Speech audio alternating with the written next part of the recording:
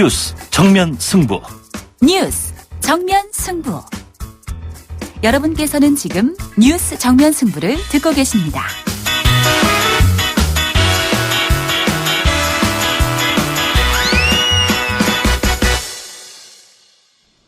네, 뉴스 정면 승부 3부 시작하겠습니다. 미국 우선주의를 내건 트럼프 정부가 공식 출범했습니다. 미국 내부적으로는 오바마 업적 지우기에 본격 나선 가운데 취임과 함께 밝힌 6대 국정기조를 볼 때 대외적으로 무역이나 외교, 특히 안보 분야에서도 꽤 큰 충격파가 예상되고 있습니다. 과연 우리나라는 트럼프 시대를 맞아서 무엇을 어떻게 준비해야 될지 잠시 후 트럼프 대통령 취임식 참석차 미국에 다녀온 더불어민주당 심재권 외통위원장 연결해서 자세한 이야기 나눠보겠습니다. 저희 뉴스 정면 승부 함께 하실 분들은요. 샵 0945번으로 문자로 참여하실 수 있습니다. 문자는 단문 50원, 장문 100원의 유료 문자가 되겠고요. 샵 0945번으로 의견 주시면 저희가 방송 중에 반영을 해서 진행을 하도록 하겠습니다. 그리고 뉴스 FM 예스 앱을 통해서 참여를 하실 수가 있으니까요. 혹시 라디오 청취 못하시는 분들은 스마트폰으로도 함께해 주시기 바랍니다.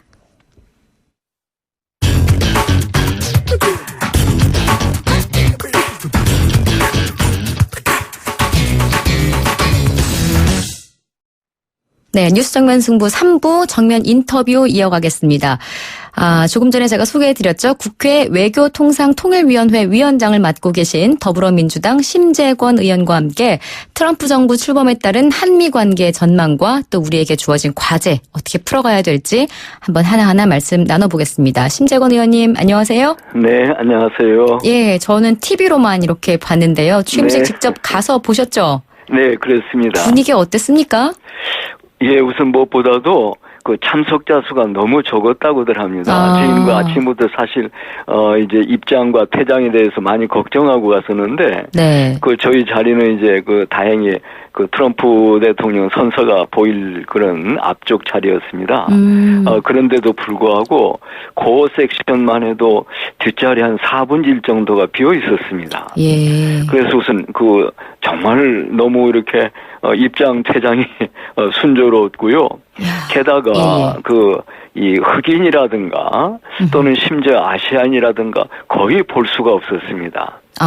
오바마 대통령 이 취임식 때와는 완전히 분위기가 달랐군요. 예, 그러니까 뭐 제가 그때는 보지 못했지만은 네네. 어쨌든 너무 달랐다고 하고 더더욱이 이제 조금 그 뭐랄까요 이렇게 힘들었다기보다도 어쨌든 이 트럼프 대통령이 이제 선서를 마치고 예포가 울리고 막 할 무렵부터 비가 오기 시작하는 거예요. 날씨까지 또. 예. 그러더니 취임사 내내 우의를 써야 될 만큼 그 비가 많이 내렸습니다. 예. 그래서 아주 그 내용도 그랬고 어쨌든 간에 아주 착잡한 그런 취임식이었습니다. 트럼프 대통령 본인도 그랬겠습니다. 사실은 지금 우리가 더 답답한 상황입니다. 지금 나라 전국에 지금 워낙 어수선해서요. 네. 대통령에 대한 탄핵 문제가 지금 시끄러운 마당에 당장 트럼프에 대한 대비책을 우리가 어떻게 세워야 될까 이 부분도 상당히 중요한 부분인데 표면적으로든 뭐 실질적으로든 정상 외교가 지금 전면 중단된 상태 아니겠습니까? 우리 입장에서는. 네, 그렇습니다. 그래서 지금 의원님처럼 이렇게 직접 가서 만나거나 이런 의견들을 주고받는 의원 외교가 좀 중요한 상황인데요. 네. 어떤 분들 만나고 오신 겁니까? 참 많이 만났습니다. 이번에 이제 사실은 그 트럼프 대통령 그 출범식 참석 자체보다도 그 115대 국회가 출범합니다. 미국 국회가. 그래서 미국 상하원 관계자들 또 그 싱크탱크 여러 전문가들 그리고 심지어는 이제 전임 그 우리 주한미 대사를 그 주한미군 사령관 등등 정말 여러분들을 만나고 왔습니다. 관광하고 이럴 시간 없으셨겠네요. 전혀 없었습니다. 예, 또 그러셔도 또 안 되고요. 또 일하러 가셨으니까요. 네. 어떻게 좀 트럼프 정부 관계자들로부터 한미 동맹에 관해서는 어떤 의견이나 이런 것들을 좀 명확하게 캐치를 하고 오신 건가요? 우리 정치 상황에 관심을 좀 보이던가요? 그네들도? 예, 그렇습니다. 그런데 이제 물론 이제 저희도 그 한미 동맹이 참으로 중요하고 앞으로도 잘 발전되어야 한다라는 그 의견을 이야기했지만은 그분들도 그 한미 동맹의 어떤 그 중요함 또 앞으로 잘 발전되어야 한다는 데 대해서 전혀 이견이 없었고 그런 점에 있어서 앞으로 그 한국 정부와도 긴밀히 협의할 거다. 이런 이야기들을 다들 해주셨습니다. 한미 관계에 대한 질문을 제가 뒷부분에 조금 더 자세하게 드리겠습니다. 네, 일단 네. 트럼프 연설과 관련해서 이제 네. 뭐 한국에 계신 분들도 요즘에는 이 뭐 인터넷 방송이나 이런 것들로 접할 수가 있으니까요. 이제 많이 보도된 것들도 있고 영상을 저도 쭉 봤는데 원래 뭐 후보일 때부터 아메리카 퍼스트를 많이 외치지 않았습니까? 미국 네, 우선주의. 네. 이번에 16분 정도 진행된 취임 연설 기간 동안 아메리카 혹은 아메리칸이 무려 34번이 나왔다 이런 이제 분석까지 나왔었는데 네. 사실 아메리카 퍼스트 정책이라는 게 우리 입장에서는 혹은 미국이 아닌 다른 나라들 입장에서는 조금 위협적인 발언일 수도 있는 거잖아요. 예, 그렇습니다. 이 부분에 대해서 사실, 어떻게 생각하십니까? 예, 그날 그 연설 들으면서 예. 어쨌든 그 점이 참 그 걱정스럽고 또 어느 면에서 실망스럽기까지 했습니다. 그러니까 예. 제가 듣기에 그 명백한 메시지는 두 가지였습니다. 네. 우선 그 미국 걸 사라. 그리고 미국인을 고용해라. 가 뭐 거의 이렇게 대정을 이루고 있었습니다. 네. 그러니까 모든 게 미국 우선이었죠. 다른 나라와의 관계보다는 일단 전혀 우리부터. 아니었습니다. 네. 그래서 어쨌든 지금은 이제 그야말로 이제 글로벌 소사이어티 아니겠습니까? 세계가 더불어 함께 사는데 물론 자국의 이익을 이제 강조한다는 거 뭐 어느 나라에게나 소중하죠. 예. 그렇지만은 너무 그렇게 참 미국 거를 강조하다 보니까 예. 아마 저뿐만이 아니라 그날 들으신 분들 모두가 다 착잡했으리라고 생각됩니다. 참석한 또 다른 나라의 관계자들도 상당히 많았을 텐데 우리처럼 취임위원님처럼 많은 분들이 또 그런 우려를 느낄 정도의 취임사였다라는 건데 그렇습니다. 당장 우리는 또 북한과의 관계가 있지 않습니까? 네. 네, 그 트럼프가 외친 6대 국정 기조 중에 이란과 북한 등의 미사일 공격을 막기 위한 최신 미사일 방어 체계를 개발할 것이다라는 내용도 들어있는 걸로 알고 있어요. 네. 이건 어떻게 봐야 될까요? 그러니까 미국이 우리에게 지금 사드 배치 문제가 이제 우리는 이제 받아들여야 될 과제로 남아 있는데 네. 사드 배치를 넘어서 지금 그 미국과 일본 사이의 어떤 체제가 만들어진 그 미사일 방어 체제 MD 체계에 우리나라도 동참할 것을 요구한다로까지 해석을 해야 되는 겁니까? 제가 볼 때 뭐 그런 걱정을 해도 좋다고 생각합니다. 걱정을 해야 된다. 네. 그 6대 국정 과제 중에 이제 하나가 그 미 군사력 강화입니다. 네. 그리고 이제 그 미 군사력 강화의 주요 핵심 내용이 바로 북한이라든가 이란 등에 대한 그런 그 어떤 미사일 공격에 대한 그 방어. 이게 강조되고 있습니다. 네.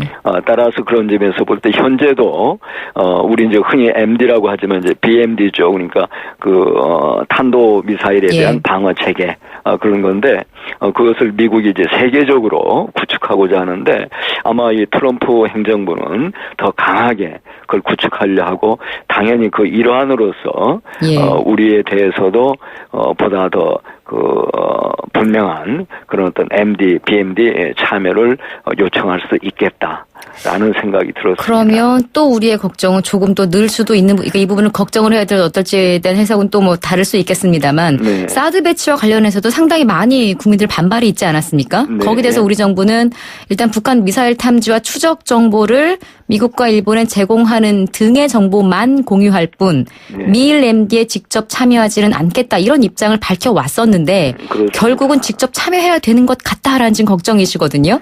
위원장님께서는 이 부분에 대해서 어떻게 접근하고 계십니까? 저는 이 트럼프 대통령의 군사력 강화 그 부분을 보면서 그런 그 BMD 체계를 강화하겠다라고 보여졌고 따라서 이 부분에 대해서 좀 더 우리도 진지하게 또 우리 국익을 위한 그런 의견을 미국에 잘 전달해야 된다고 생각합니다. 그런가 하면 좀 더 대적으로는요. 제가 볼 때는 KAMD라고 한국형 미사일 방어 체계입니다. 이 부분을 보다 더 신속히 또 집중적으로 강화시켜 나가고 보완해 나가는 게 필요하지 않겠나 이렇게 생각을 합니다. 그리고 그렇게 할 때 미국에 대해서 충분히 어떤 우리의 진위 어떤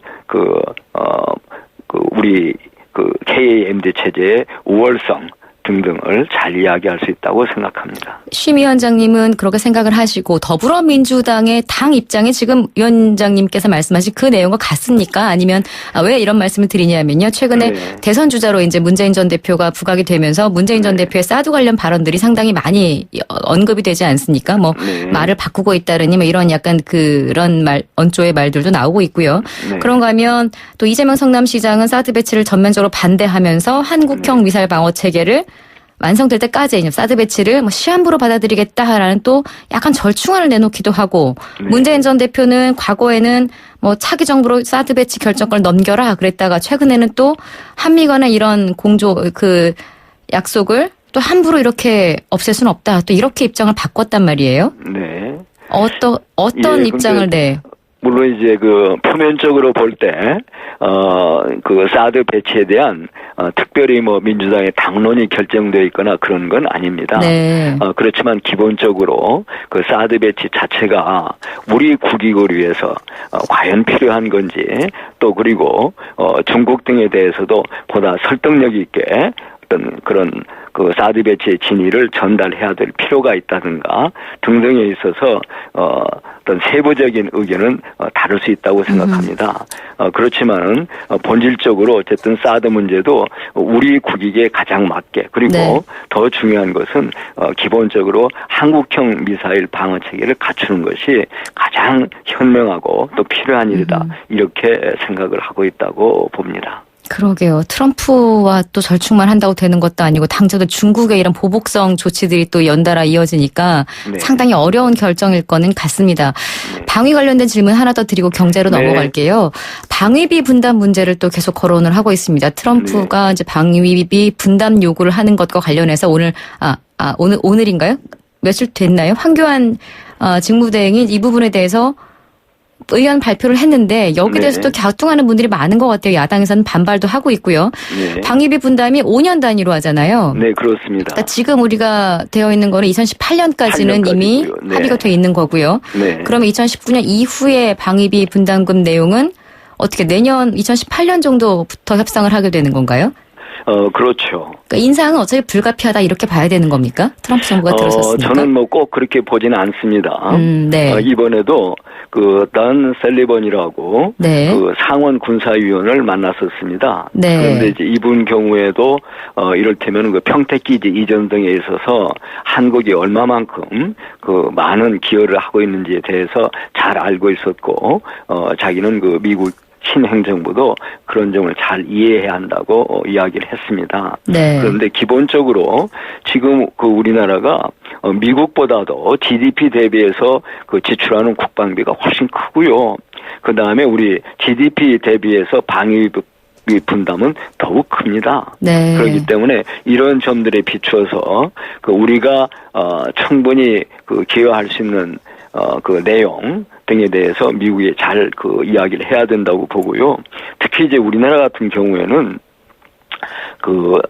가주사 지원을 한다라든가 예. 또는 토지 임대료를 면제해주고 있다라든가 네. 이런 거 간접 지원도 많이 있습니다.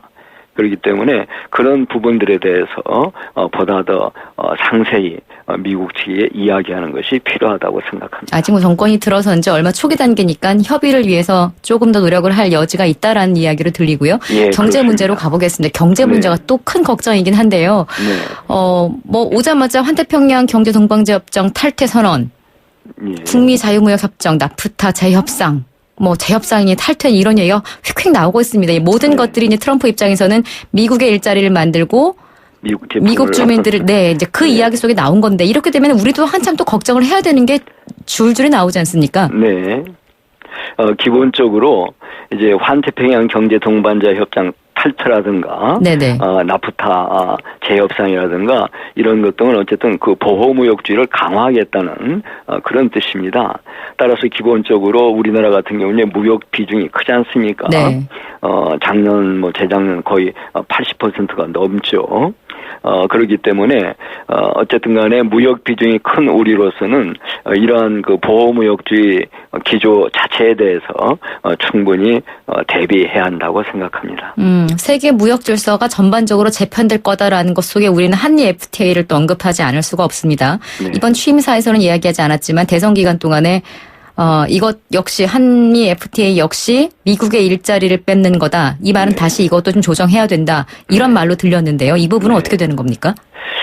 제가 볼 때는 이 한미 FTA가 TPP나 나프타 같은 그런 위치는 있지 않다고 생각합니다. 다시 네. 말씀드려서 한미 FTA가 실질적으로 미국 경제 발전에 기여하는 바가 크다고 생각합니다. 네. 그러니까 일단 단순 무역 수치 자체로서는 우리가 200억 불 남짓 흑자를 보고 있다고도 하지만은 예.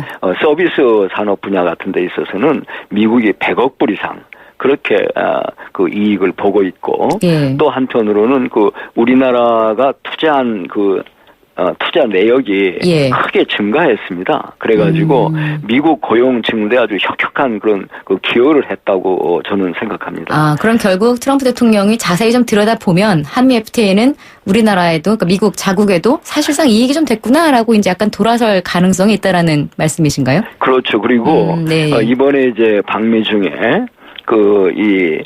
FTA 문제에 대해서 저희가 언급을 했습니다. 네네. 그리고 이제 한미 FTA가 얼마나 한미 상호 간에 그런 어떤 무역 증대에 대해서 기여하고 있는지 등을 예. 이야기했고 그런 점에 대해서 미측 인사들도 충분히 인정하는 분위기였습니다. 그러면서 심지어는 선거 기간 중에 했던 말이 전부 다 그대로 예. 꼭 된다고 이야기할 수는 없겠다. 이런 말까지 하리만큼 네. 충분히 우리 입장을 이해하는 그런 부분도 있었고 따라서 저는 우리가 좀 더 이 부분도 진실하게 더 진솔하게 어떻게 이 한미 FTA 자체가 한미 무역 발전에 기여하고 있는지 미국 경제에 기여하고 있는지 잘 설명해야 한다고 생각합니다. 예, 심 의원님, 이게 저희가 시간이 좀 이렇게 넘치긴 했는데요. 짧게만 지금 마지막 질문 드리겠습니다. 아까 제가 잠깐 말씀을 드렸었는데 황교안 대통령 권한대행 국무총리가 오늘 신년 기자회견에서 미 트럼프 정부와 정책 공조를 적극 추진하겠다 이런 이야기를 했거든요. 네. 아까 분담비 이야기도 좀 이야기가 언급이 있었고요. 예. 이 시점에서 황교안 대행의 역할 사실상 어떻게 이루어져야 된다라고 보십니까? 저는 기본적으로 외교 문제 등에 대해서 예. 어떤 대행으로서 능동적 접근을 한다는 것은 적절치 않다고 봅니다. 권한 대행으로서는 오히려 그런 능동적 접근이 차기 정부가 어디가 되든 그 정부에 부담을 줄 수도 있고 예. 또 지금 현재와 같은 유동적인 상황에서 대행 체제에서 그런 문제를 적극적으로 다루기는 적절치 않다고 보고요. 네네. 다만 황교안 대행 체제는 지금 경제가 참 어렵다고 합니다. 예. 따라서 민생 경제 살피기에 특히 이제 서울 앞두고 예. 여러 그런 어떤 서민 경제에 대해서 보다 더 관심을 가져라. 노력하고 어떤 많은 그런 어떤 서민 중산층의 시름을 덜어주는 그런 민생 경제 관리에 더 노력해야 한다고 생각합니다. 그럼 미국 트럼프 정부와의 정책 공조나 이런 부분에 대한 공석이 좀 생기는 부분은 크게 우려하지는 않으시나요? 저는 네네. 현안 관리 정도로서 충분하다고 생각합니다. 이번에 방미 중에서도 느낄 수 있었던 많은 것들이 예. 미국 의원들도 또 전문가들도 앞으로 수개월 이 대한반도 정책이 검토되려면 앞으로도 수개월이 필요하다. 예. 이런 이야기들을 했습니다. 네. 따라서 그런 부분에 대해서는 대행 체제는 현안 관리로서 족하다고 생각합니다. 알겠습니다. 여기까지 마무리하겠습니다. 네. 네, 오늘 트럼프 정부 출범에 따른 한미 관계 전망과 과제 더불어민주당 심재권 외통위원장님과 함께했습니다. 고맙습니다. 네, 감사합니다. 1644 대리운전 1644 불러보자 꽃배달도 1644 전국 꽃배달 배송비 포함 3단 환 54,000원부터 3단 환 54,000원부터 1644 꽃배달 1644 대리운전 1644 네, 뉴스 장면 승부 3부 여기서 마치겠습니다. 잠시 후에 광고 듣고 4부에서 다시 인사드리겠습니다. 고맙습니다.